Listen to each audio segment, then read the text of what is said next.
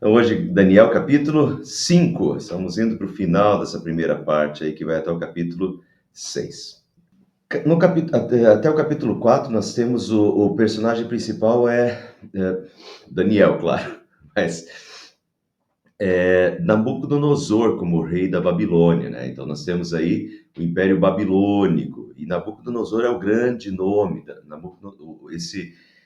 O Império Babilônico ele teve diversas fases. Esse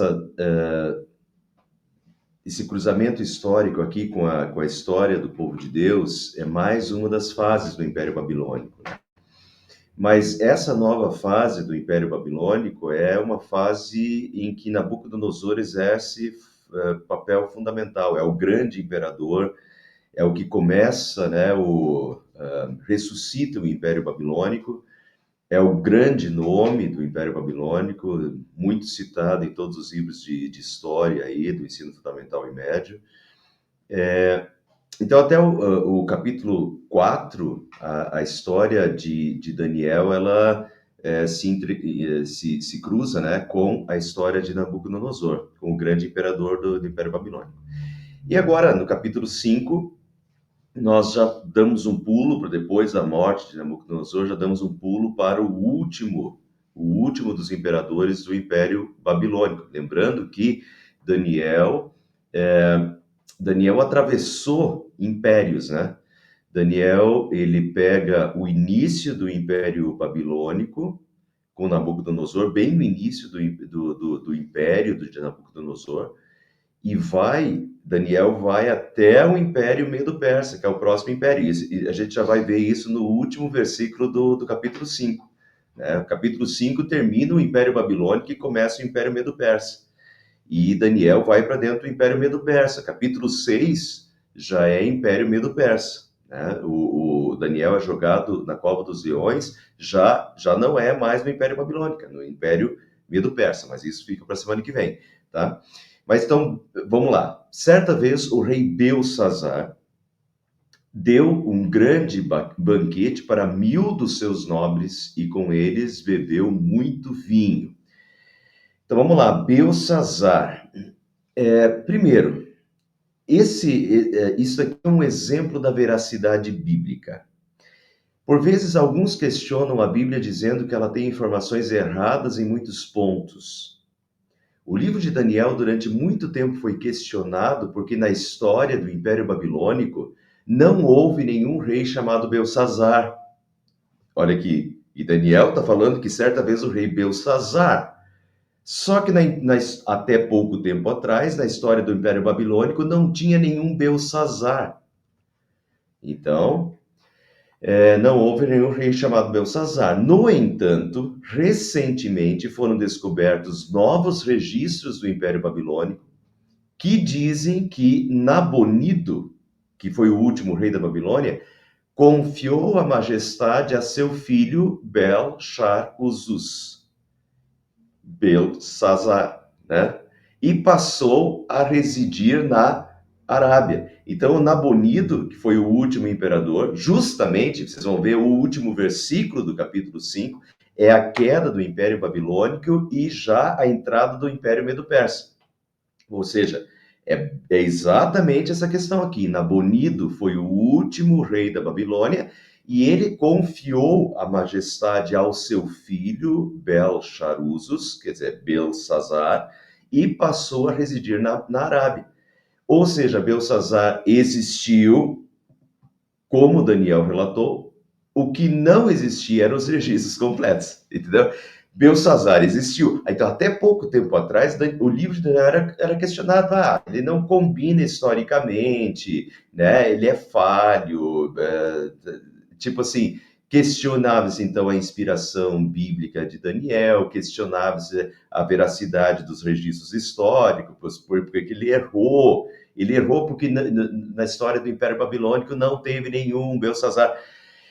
Entende? Na verdade, Belsazar existia e existiu, o que não existia eram os registros completos do Império Babilônico. E assim, pessoal, tem muita... Eu já falei isso, vou repetir, tá? Tem muito questionamento bíblico dizendo, mas isso aqui não combina com a história. É porque primeiro que as escavações arqueológicas são extremamente caras. Uma escavação arqueológica é milhões de dólares para uma escavação. Poucas escavações são feitas, pouquíssimos lugares foram escavados até hoje, tá? Então, o que nós temos de relatos dos impérios, até da região bíblica, mas desses impérios, são os poucos relatos do que já foi encontrado em escavações arqueológicas, nas poucas escavações arqueológicas que já foram feitas. Tem muitos lugares para serem escavados ainda, mas como isso é extremamente caro, pouquíssima gente se aventura a fazer, governos têm que arcar com esse custo. Então, o que se tem de registros históricos dos impérios é muito pouco, entende? Para alguém dizer que a Bíblia falhou. Eu só quero que vocês tenham isso bem em mente, pelo menos vocês, porque muitas vezes a gente ouve essas críticas como se, o que nós temos de relatos históricos é 100%, por isso a Bíblia falhou. Aqui a gente tem um exemplo claro disso, de que o que a Bíblia falou estava certo, por mais que os registros históricos ainda estavam incompletos. Quando mais um pequeno registro histórico foi encontrado, já, né, comprovou a veracidade de mais uma parte da Bíblia. E assim das outras também. Então mantenha isso bem em mente, né, contra essas críticas. Nabucodonosor morreu em 562 a.C.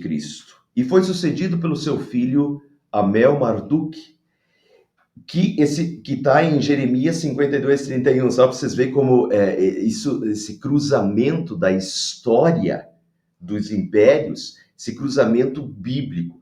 E Jeremias 52:31 cita o filho do Nabucodonosor. Amel-Marduk foi assassinado por seu cunhado, vejam as tramas aqui para ocupar o reinado, né?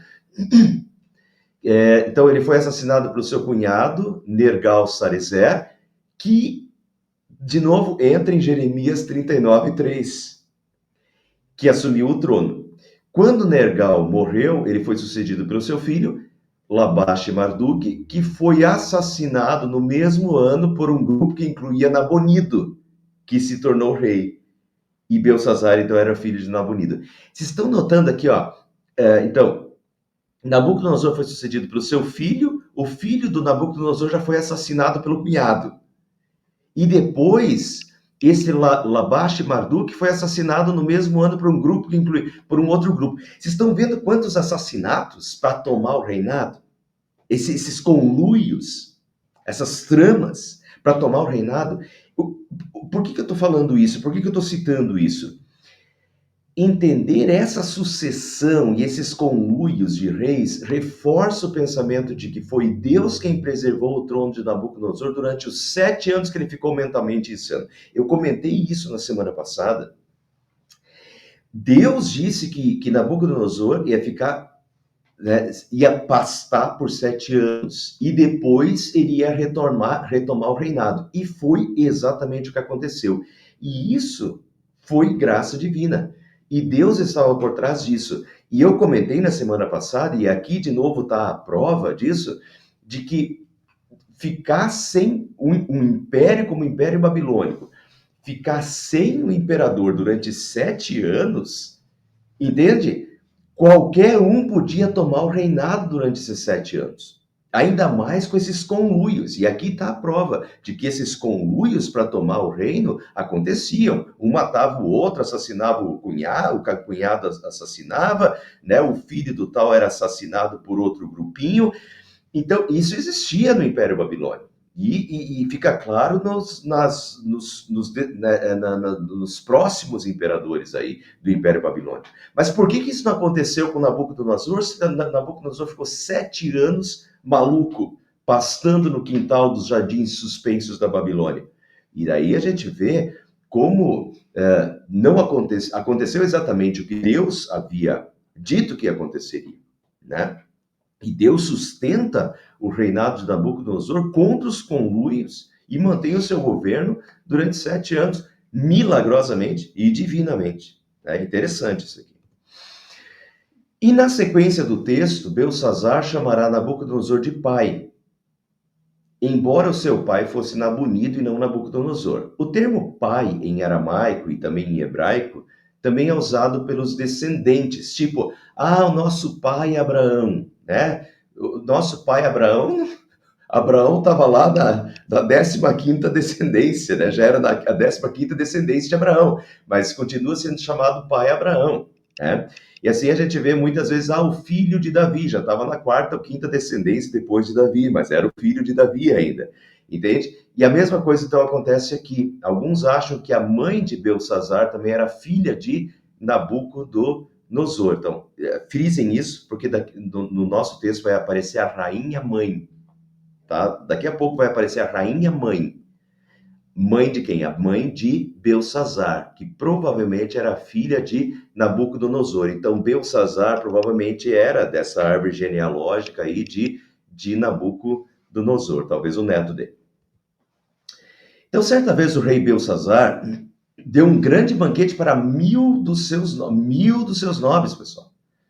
É muita gente. E ainda vocês vão ver daqui a pouco que ele convidou aí, as mulheres e as concubinas, tá? Então, não era só 1000 nobres, era 1000 nobres com as mulheres e as concubinas, ainda era muita gente. E com eles bebeu muito vinho. Frisem esse muito vinho. Talvez o banquete fosse para levantar o moral dos súditos, pois os exércitos persas já haviam cercado as muralhas da cidade da Babilônia. Babilônia já está, final do reinado já está enfraquecido, os persas já cercaram a cidade da Babilônia, e alguns historiadores acham que o Belsassar deu esse banquete aqui para levantar o moral dos súditos, né? Sendo que eles estavam cercados. E vejam, enquanto Belsassar bebia vinho, deu ordens para trazerem as taças de ouro e de prata que seu predecessor Nabucodonosor tinha tomado do templo de Jerusalém, para que o rei e os seus nobres, as suas mulheres e as suas concubinas bebessem nessas taças. Só quero voltar. Essa questão aqui, a gente viu lá que eram 1000 dos seus nobres nessa festa, nesse banquete, e mais as mulheres e as concubinas.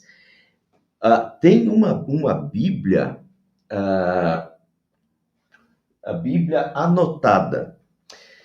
A Bíblia anotada dá o título desse capítulo aqui como o banquete da sensualidade e da idolatria. Banquete da sensualidade. E parece que isso tem muito fundamento até histórico. O fato é, se a gente olha para o livro de Esther, Esther não participava das festas e ela era rainha. Na continuação do texto, a gente vai ver que a rainha mãe não está participando desse banquete aqui. Ela entra na sala depois que aparece a mão escrevendo na parede. Então a rainha mãe não estava participando, né? Em Esther a gente sabe que a rainha não participava também. Então quem são essas mulheres, essas concubinas? A gente sabe que eles tinham muitas mulheres e concubinas. A Bíblia anotada dá o título de O Banquete da Sensualidade. O que provavelmente está acontecendo aqui é uma suruba gigantesca, entende? Regada a muito vinho. No final do estudo de hoje, eu vou mostrar para vocês 2 historiadores do Império Grego que escreveram cerca de 150 anos depois. E esses 2 historiadores, eles relatam que quando o Império Persa entrou e conquistou a Babilônia, o pessoal estava embriagado. Então, essa suruba enorme aqui, com 1000 nobres, suas mulheres e concubinas, isso aqui era, entende? Era um daqueles banquetes de suruba, né? Com sexo e com bebedeira. tá? Tanto que quando os persas chegaram, estavam todos embriagados por causa desse banquete aqui. Muito bem. Mas o Belsazar, então, deu ordens para trazerem as taças de ouro e de prata que o seu predecessor Nabucodonosor tinha tomado de Jerusalém, para que os reis e os nobres e suas mulheres concubinas, desse banquete depravado, bebessem nas taças de ouro e de prata do templo. Vamos relembrar? Daniel 1, 1 e 2 diz: no terceiro ano do reinado de Jeoaquim, rei de Judá, Nabucodonosor, rei da Babilônia, veio a Jerusalém e a sitiou. Sitiou, a cercou. E o Senhor entregou Jeoaquim, rei de Judá, nas mãos de Nabucodonosor. E também alguns dos utensílios do templo de Deus. Ele levou os utensílios para o templo do seu Deus, na terra de Siniar, e os colocou na casa do tesouro do seu Deus. Então, Nabucodonosor, quando invadiu Jerusalém, a gente sabe que Nabucodonosor queimou o templo, né? Mandou queimar o templo, e antes ele tirou os utensílios do templo. A gente vê isso também lá em Zacarias, né? Também relata isso, a gente já estudou isso, né? Esdras também relata isso, como Nabucodonosor levou os utensílios do templo, os utensílios sagrados, santificados a Deus no Antigo Testamento. Nabucodonosor levou esses utensílios sagrados do templo, para uso no templo, levou para a Babilônia e colocou junto com o tesouro na casa do Deus dele, né, na terra de Siniar. Muito bem, então o que o Belsazar faz agora? O Belsazar pega e manda trazer as taças de ouro do templo de Deus para beber vinho nelas. Então trouxeram as taças de ouro que tinham sido tomadas do templo de Deus em Jerusalém, e o rei e os seus nobres, as suas mulheres e as suas concubinas, beberam nas taças. Enquanto bebiam o vinho, louvavam os deuses de ouro, de prata, de bronze, de ferro, de madeira e de pedra. Louvavam os deuses ainda, é uma idolatria, tá? Então, mandando trazer os utensílios sagrados do templo, para neles beber e com eles brindar os deuses falsos, Belsazar estava debochando do Deus verdadeiro. E não vos enganeis, de Deus não se zomba. E agora, o que vai acontecer agora é na lata, né? É imediato. É um deboche total. Manda lá buscar essas taças de ouro do templo de Deus de Israel, de Jerusalém, e no meio dessa suruba, bebe nessas taças e ainda brinda os deuses falsos, né? Pega as taças de ouro do templo do Deus verdadeiro e brinda aos deuses falsos, e debocha do Deus verdadeiro. De Deus não se zomba. Então, de repente apareceram dedos de mão humana que começaram a escrever no reboco da parede, na parte mais iluminada do palácio, na parte mais iluminada, quer dizer, para todos ver. O rei observou a mão enquanto ela escrevia. O seu rosto ficou pálido, ele ficou tão assustado que seus joelhos batiam um no outro e as suas pernas vacilaram. Né? Imagine uma coisa dessa acontecendo. Qualquer um de nós ia bater né, os joelhos. Agora, imagine isso acontecendo no meio desse banquete, no meio dessa festa, dessa suruba, de repente uma mão começar a escrever do nada, começar a escrever na parede, né? O rosto ficou pálido do rei, ficou tão assustado que seus joelhos batiam no outro e suas pernas vacilaram. Aos gritos, o rei mandou chamar os encantadores, os astrólogos e os adivinhos, e disse a esses sábios da Babilônia: aquele que ler essa inscrição e interpretá-la, revelando-me o seu significado, vestirá um manto vermelho, terá uma corrente de ouro no pescoço, será o terceiro em importância no governo do reino. Essa questão de vestirá manto vermelho, terá uma corrente de ouro no pescoço, é exatamente a honraria que foi prestada lá para Mardoqueu, né? No livro de Esther, quando o rei mandou honrar Mardoqueu. E então eles vestiram ele de um manto vermelho, corrente de ouro no pescoço, e ele também recebeu um alto cargo no governo, né?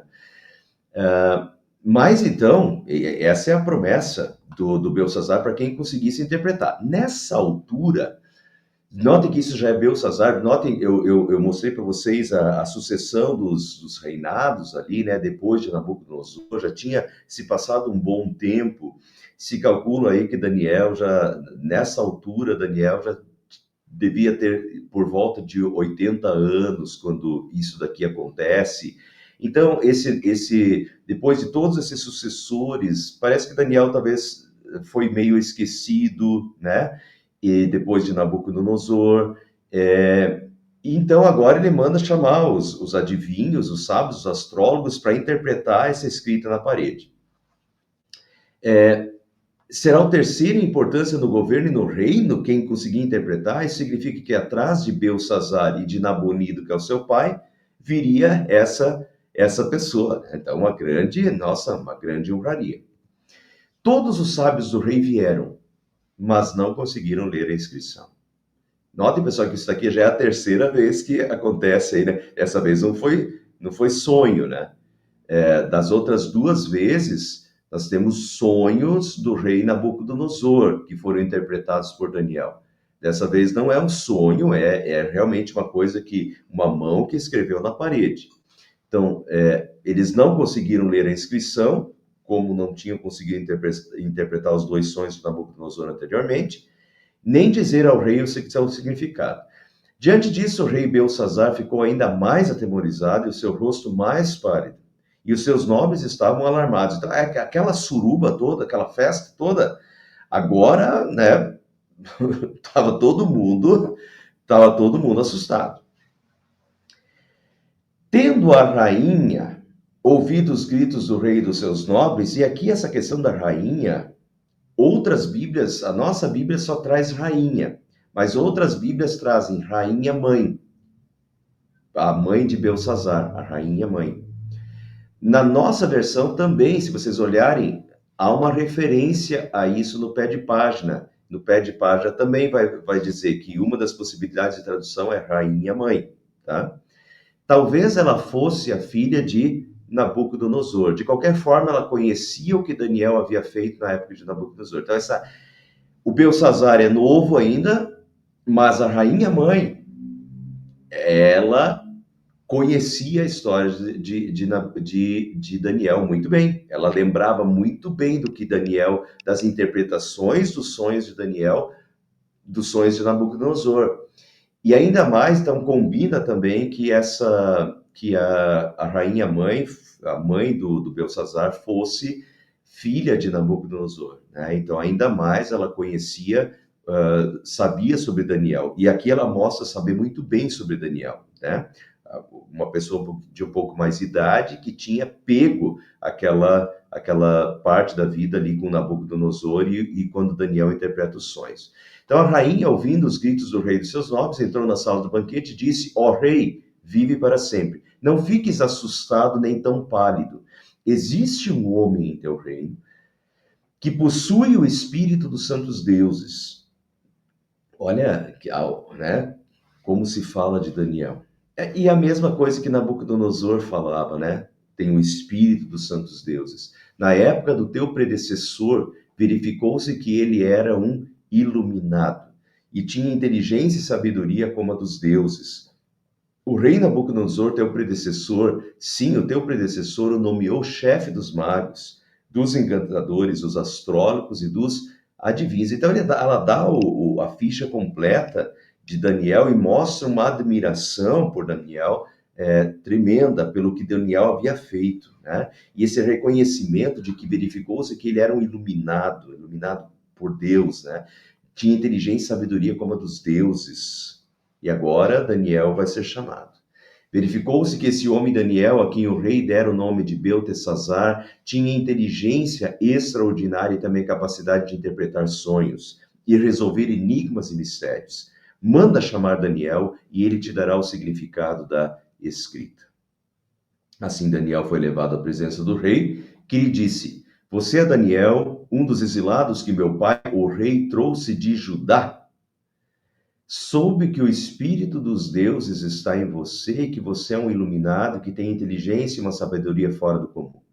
Trouxeram os sábios e os encantadores à minha presença para lerem essa inscrição e me dizerem o seu significado, porém eles não conseguiram. Mas eu soube que você é capaz de dar interpretações, de resolver mistérios. Se você puder ler essa inscrição e dizer-me o que significa, você será vestido com um manto vermelho, terá uma corrente de ouro no pescoço e será o terceiro em importância no governo do reino. Então Daniel respondeu ao rei: Podes guardar os teus presentes para ti mesmo e dar as tuas recompensas a algum outro. Ele meio que desdenha do presente. Talvez porque ele soubesse o que ia acontecer, porque não vai passar daquela noite. Naquela própria noite, o rei já vai morrer e o império vai acabar, né? Mas o recado dessa vez é claro. Podes guardar os teus presentes para ti mesmo e dar as tuas recompensas a algum outro. No entanto, eu lerei a inscrição para o rei e lhe direi o seu significado. Ó rei, foi a Nabucodonosor, o teu predecessor, que o Deus Altíssimo deu soberania, grandeza, glória e majestade. Devido à alta posição que Deus lhe concedeu, homens de todas as nações, povos e línguas tremiam diante dele e o temiam. Ele está resgatando a história e dizendo, olha, Deus deu soberania, o teu predecessor, Deus deu soberania, grandeza, glória e majestade, certo? Devido à alta posição que Deus lhe concedeu. Muito bem. A quem o rei queria matar, matava. A quem queria poupar, poupava. A quem queria promover, promovia. A quem queria humilhar, humilhava. No entanto, quando seu coração se tornou arrogante e endurecido por causa do orgulho, ele foi deposto do seu trono real e despojado da sua glória. Ou seja, Daniel está lembrando, provavelmente isso aqui era de conhecimento das pessoas, essa questão do Nabucodonosor ter ficado louco lá e passando durante 7 anos. E o Daniel está relembrando, olha, Deus deu glória e majestade a Nabucodonosor, mas quando o seu coração se tornou arrogante e endurecido por causa do orgulho, ele foi deposto do seu trono real e despojado da sua glória. E é isso que vai acontecer com o Belsassar também. Então Daniel está lembrando, já aconteceu com Nabucodonosor. Você devia ter aprendido com o teu predecessor. Você deveria ter aprendido o recado. Mas agora você está orgulhoso, arrogante, né, do que está fazendo, e agora vai acontecer isso com você também. Ele, Nabucodonosor, foi expulso dos homens e a sua mente ficou como a de um animal, passou a viver com os jumentos selvagens e a comer capim como os bois. E o seu corpo se molhava com o orvalho do céu até reconhecer que o Deus Altíssimo domina sobre os reinos dos homens e coloca no poder a quem ele quer. Mas tu, Belsassar, seu sucessor, não te humilhaste, embora soubesses de tudo isso. Ao contrário, tu te exaltaste acima do Senhor dos céus. Mandaste trazer as taças do templo do Senhor para que nelas bebessem tu, os teus nobres, as tuas mulheres e as tuas concubinas. Louvaste os deuses de prata, de ouro, de bronze, de ferro, de madeira e de pedra, que não podem ver, nem ouvir, nem entender. Está vendo? É uma acusação direta ao Belsassar. Mas não glorificaste o Deus que sustenta em suas mãos a tua vida e os teus caminhos. Por isso, ele enviou a mão que escreveu as palavras da inscrição. Essa é a inscrição que foi feita. Mene, mene, tekel, parsim. Muito bem, mene, mene, tekel, parsim. E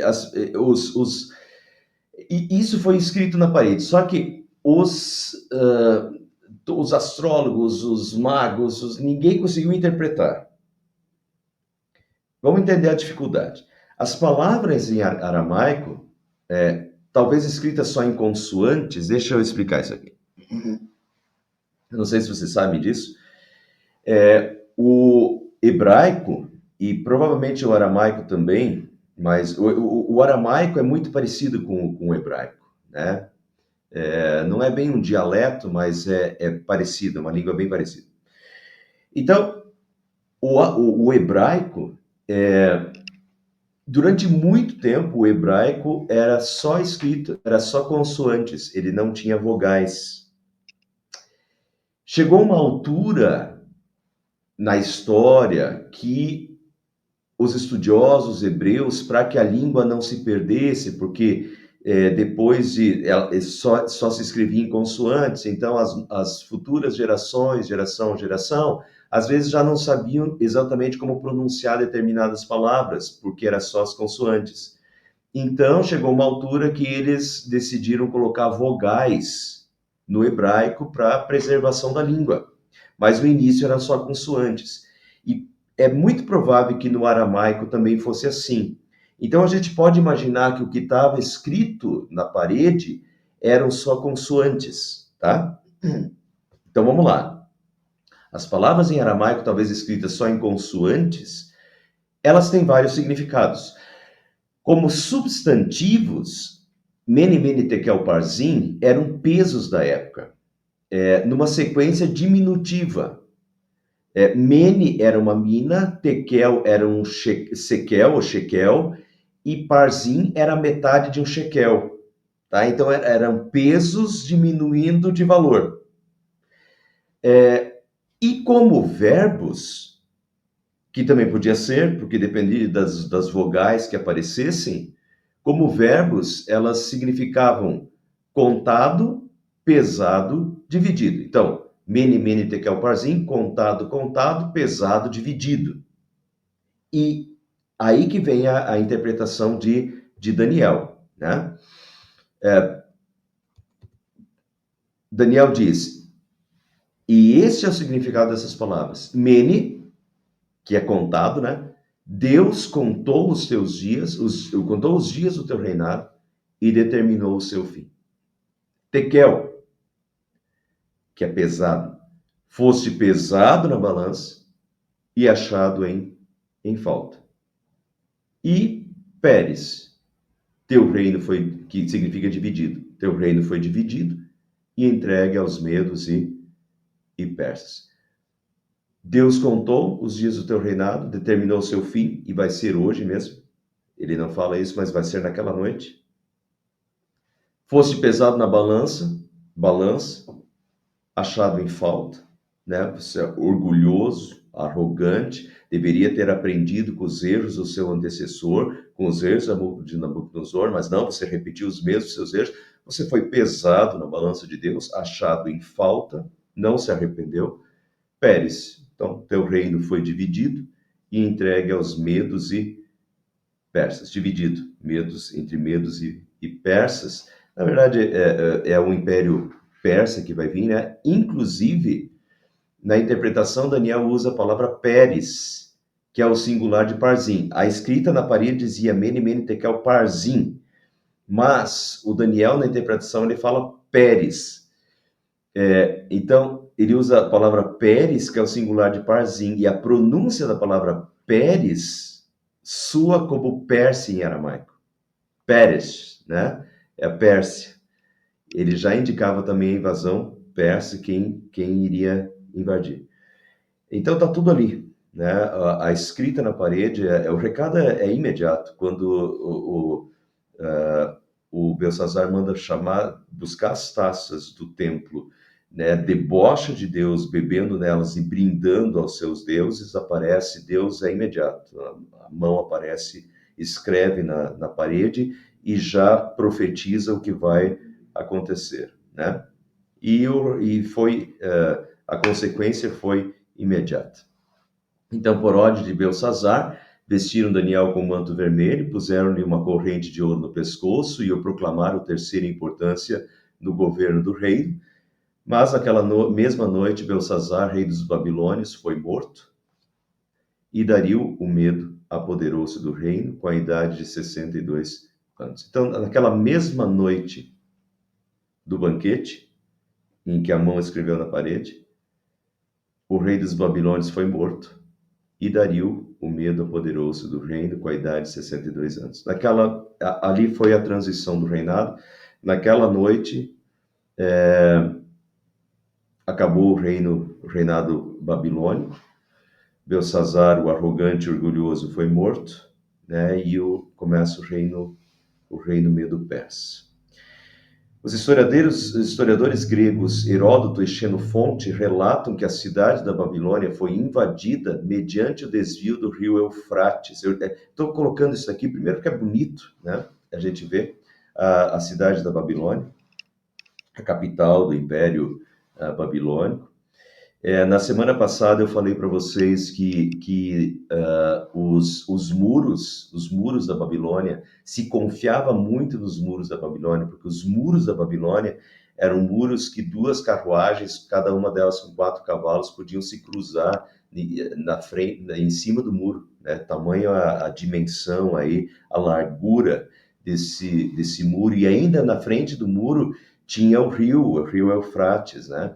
Então era uma cidade difícil, quase intransponível, difícil de se invadir por causa da dificuldade do rio e ainda da espessura da muralha, dos muros, né? Mas então o que os persas fizeram? Os persas pegaram e desviaram o rio Eufrates, daí já não tinha mais essa barreira, né, na qual eles confiavam. E daí foi só a questão de eles entraram pelo portão principal, né? Não precisou transpor o rio, entrar pelo portão principal da cidade. E então eles comentam que eles desviaram o rio Eufrates e que os persas entraram na cidade e encontraram o povo entregue a uma enorme bebedeira festiva. Isso aconteceu no dia 11 e 12 de outubro de 539 a.C.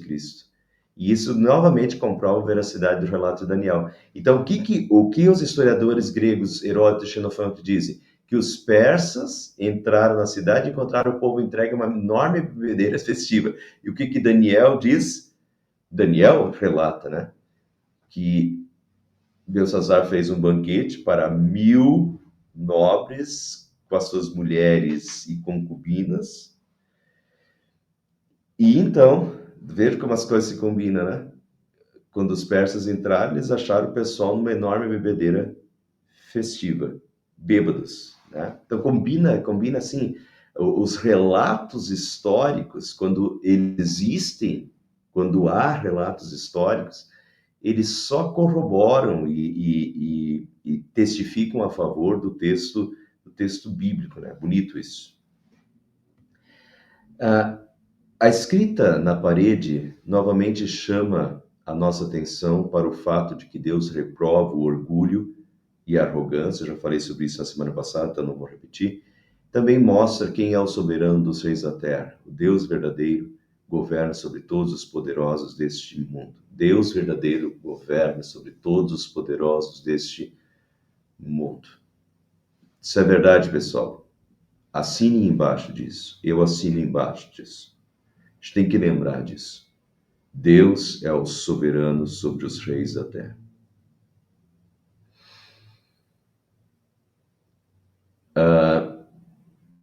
O Império Assírio e o Império Babilônico são chamados nos profetas Isaías, Jeremias, os reinos Assírio e Babilônia são chamados de a vara na mão de Deus. Deus usou desses impérios para castigar o seu povo.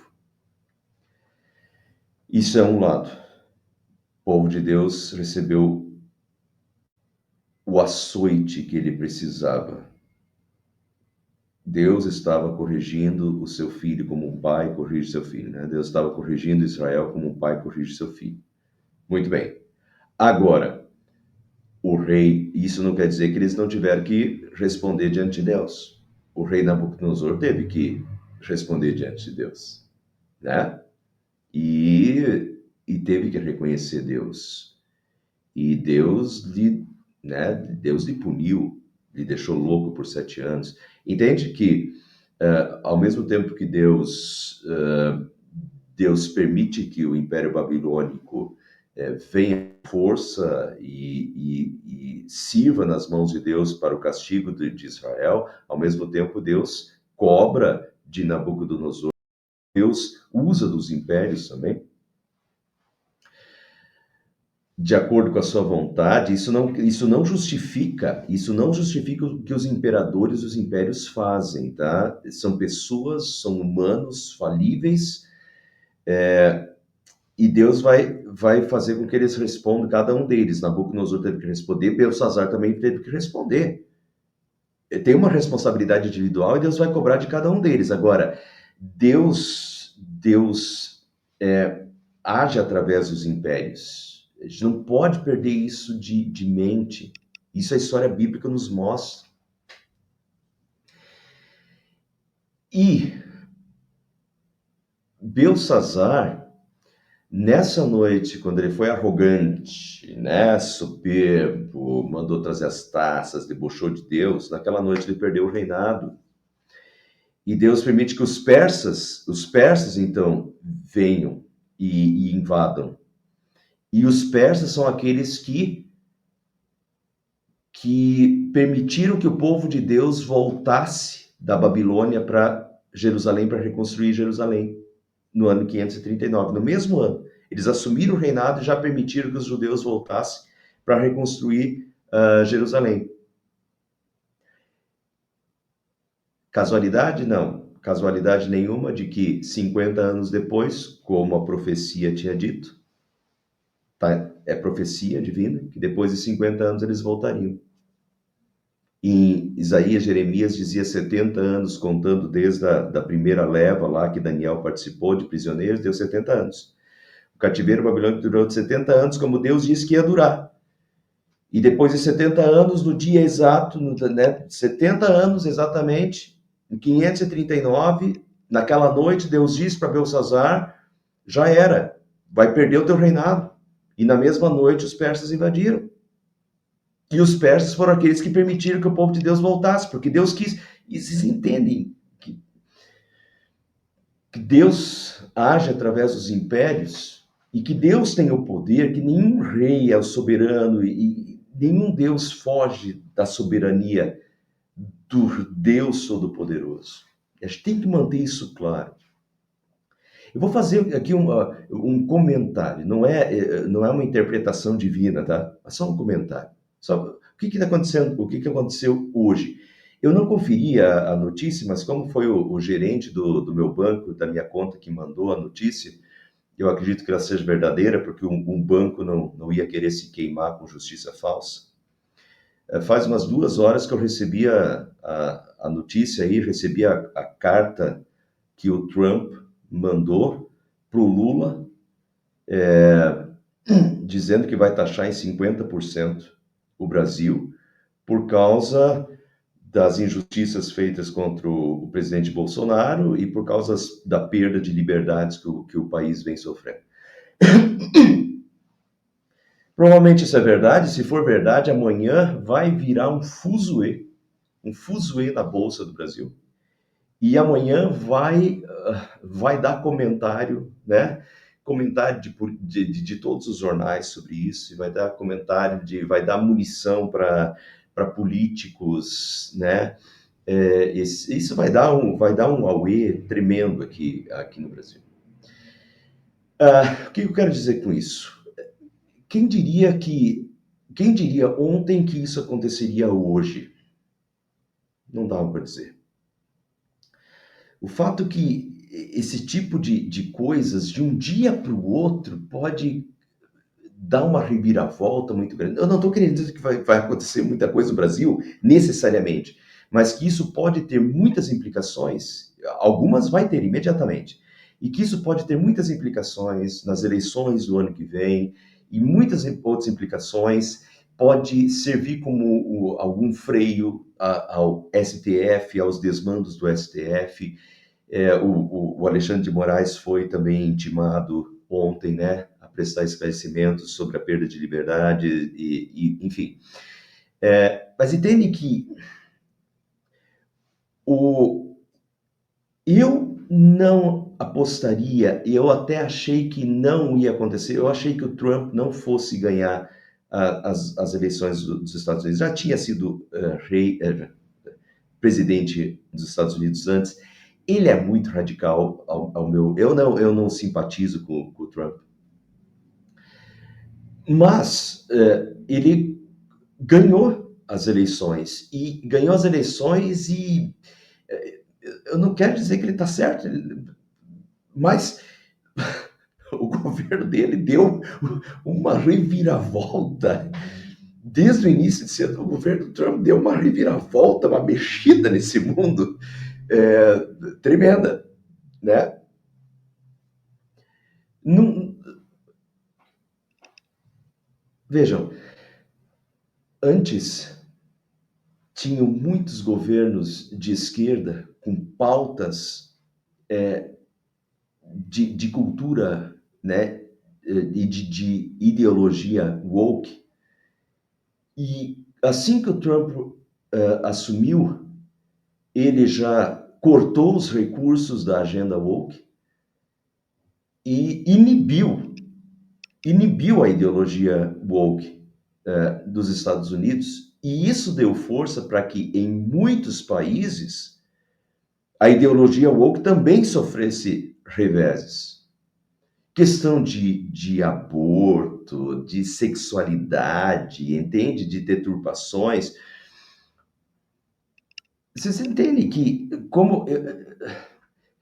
Estou querendo dizer que o Trump é o enviado de Deus? Não. Enviado de Deus? Não. Estou dizendo que o Trump é um santo? Não estou dizendo nada disso. Mas vocês estão entendendo que, como Deus, às vezes. Belsazar, é o fim para você. Hoje vai trocar de império. O próximo império dá liberdade para o povo de Deus voltar. Deus ordena as coisas e os impérios, põe fim nos impérios e, e assim barra certas coisas e certos males. De novo, não é uma interpretação, eu não tive uma revelação, eu não sou Daniel, não tive uma revelação aqui de nada disso, mas entende que essa questão, Deus continua sendo Deus. Deus continua agindo e Deus continua sendo soberano sobre os reis da terra. Eu já vi na história do Brasil, e já contei isso em outros estudos, não vou contar de novo, mas eu já vi isso acontecer aqui no Brasil. Eu nunca pensei que uma lava-jato, que um esquema de petrolão pudesse dar a reviravolta no país que deu anos atrás. E que foi muito positiva para o nosso país. E que, para mim, foi fruto direto da oração das igrejas, certo? E que conteve uma agenda de ideologias erradas que estavam em vigor no nosso país. E foi benéfico. Olha a mão de Deus aí. Eu nunca pensei que fosse acreditar. Se me dissesse que isso, eu falei, não, no Brasil, um país corrupto como o Brasil, isso não vai ter vez. Mas aconteceu. E assim a gente tem que ter um olhar que Deus, primeiro, nunca perder esperança. Por pior que o rei seja, quando Deus quer, ele tira, ele faz Nabucodonosor pastar no dia, um ano depois, por 7 anos. Ele diz para Belsazar, acabou para você, é hoje, ele é morto naquele dia. Deus é o soberano sobre o reis da terra. E certos impérios também têm a sua finalidade. Tem a sua finalidade nas mãos de Deus. Nem que seja como vara nas mãos de Deus. Que também não dá para ignorar esse fato de que, às vezes, Deus permite um rei, um presidente, um império como vara nas suas mãos para dar lições. Perfeito? Mas Deus também permite que venha um outro império, como o Império Persa, e acabe com o Império Babilônico para libertar o seu povo. O governo do Trump deu uma reviravolta que conteve de novo a ideologia woke. Foi benéfico. Certas coisas são benéficas. O Trump Isso não quer dizer, de novo, que eu sou simpático ao Trump. Eu acho que o Trump é um sério candidato a pastar durante 7 anos como Nabucodonosor, pelo orgulho e pela arrogância dele. Claro que hoje em dia não vão deixar ele na Casa Branca lá pastando, né? Vão dizer para que ele, infelizmente, ele teve um problema, foi internado no hospital psiquiátrico, né? Enfim, também não estou desejando isso para ele, mas entende? Eu acho que o Trump, eu não estou apoiando o Trump. O Trump é um sério candidato, é um sério Nabucodonosor que candidato a receber um castigo divino pelo seu orgulho, pela sua arrogância e prepotência.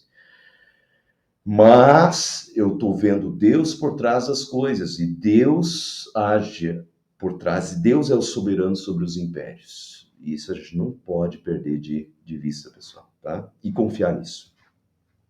Deus continua falando ao mundo através da sua palavra.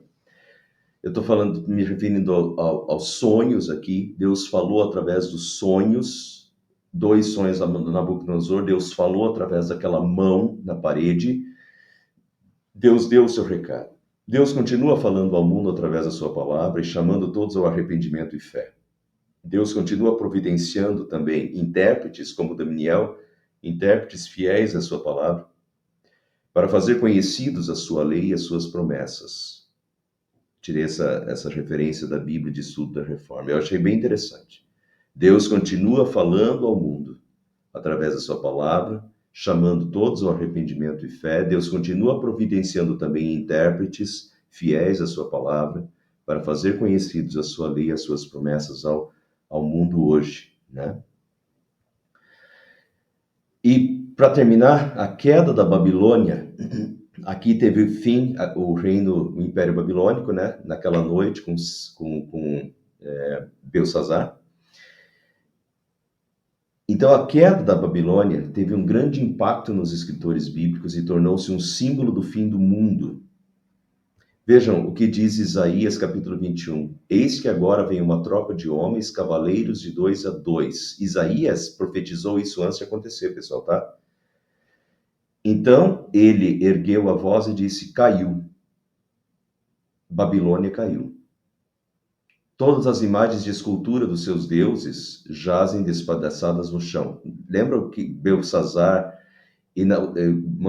Nabucodonosor mandou colocar as taças no tesouro do seu rei, do seu Deus, e depois o Belsazar brinda com as taças do templo aos seus deuses, né? Mas agora caiu a Babilônia. Todas as imagens e esculturas dos seus deuses jazem despedaçados no chão. Ah, meu povo, debulhado e batido como trigo na eira, povo de Jerusalém que tinha templo queimado, Jerusalém destruída, povo deportado, povo debulhado, batido como trigo na eira. O que ouvi do Senhor dos Exércitos, Deus de Israel, isso lhes anunciei. A Babilônia caiu, certo? E isso aqui aconteceu no passado e isso vai acontecer no final dos tempos.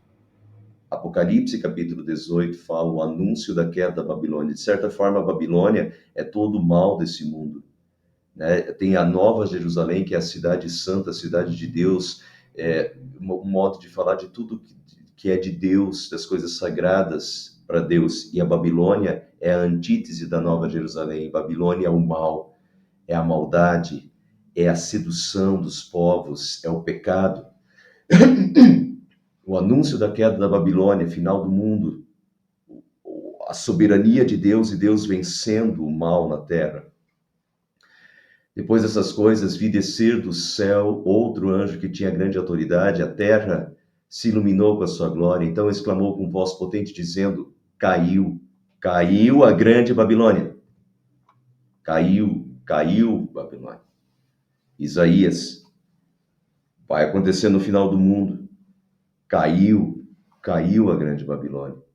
Ela se tornou morada de demônios, refúgio de toda espécie de espírito imundo, esconderijo de todo tipo de ave, de imunda e detestável, pois todas as nações beberam do vinho, do furor da sua prostituição. Prostituição, pecado, né? Só sexo aqui, mas é a prostituição nesse sentido de adultério contra Deus, de fazer tudo de não de não estar em aliança com Deus, né? E fazer toda sorte de coisas depravadas, contrárias a Deus. Então, essa é a prostituição. Com ela se prostituíram os reis da terra, também os mercadores da terra se enriqueceram à custa da sua luxúria. Outra vez ouvi do céu dizendo: saiam dela, povo meu, para que vocês não sejam cúmplices de seus pecados e para que os seus flagelos não caiam sobre vocês. Saiam do mundo nesse sentido. Não fiquem nos pecados do mundo, porque o mundo será julgado. A Babilônia aqui é uma forma de falar, né, da destruição do mundo, da destruição do pecado. A Babilônia é um símbolo de devassidão, de prostituição contra Deus. E saiam dela, povo meu, saiam do meio disso, porque os pecados dela se acumularam até o céu e Deus se lembrou das injustiças que ela praticou. O texto é longo, mas ele está falando da queda da Babilônia. Um dia a Babilônia vai acabar, assim como a cidade da Babilônia caiu, ruiu, né? No dia em que Deus pôs um ponto final, assim no final do mundo Deus vai pôr um ponto final, e um ponto final em todo o pecado, né? Em toda transgressão. E a Babilônia vai cair novamente, né? Então é interessante essa conjugação de fatores de uma coisa que aconteceu no Antigo Testamento, olhando para o futuro de um modo muito mais global para o que vai acontecer no futuro, né? Com todos aqueles que hoje debocham de Deus ou se prostituem, né? Não literalmente, mas figuradamente se prostituem com o pecado desse mundo e não dão ouvidos à palavra de Deus, à voz de Deus, ao chamado de Deus, ao arrependimento, à fé e à salvação. A queda da Babilônia, então, teve um impacto grande nos escritores bíblicos, tornou-se símbolo do fim do mundo e toda a história do mundo vai acabar. Apenas o reino de Deus dura para sempre. O nosso rei governa para a nossa justificação. Bíblia da Estudo da Reforma, novamente. Então, assim terminamos o capítulo 5. Semana que vem, capítulo 6, famoso, né? Bonito. Famoso, bonito não, né? Daniel vai ser atirado na cova dos leões, já no Império Medo-Persa. Próxima quarta-feira, nós vamos fazer o último capítulo da primeira parte de Daniel e já se prepare, daqui 2 semanas a gente vai pegar o boi pelos chifres e vamos começar a segunda parte de Daniel 7-12 com o Apocalipse do Antigo Testamento, né? Daí o bicho pega, né? Mais visões aí de Daniel, tá? Mas então no capítulo 6, semana que vem, para terminarmos a primeira parte de Daniel.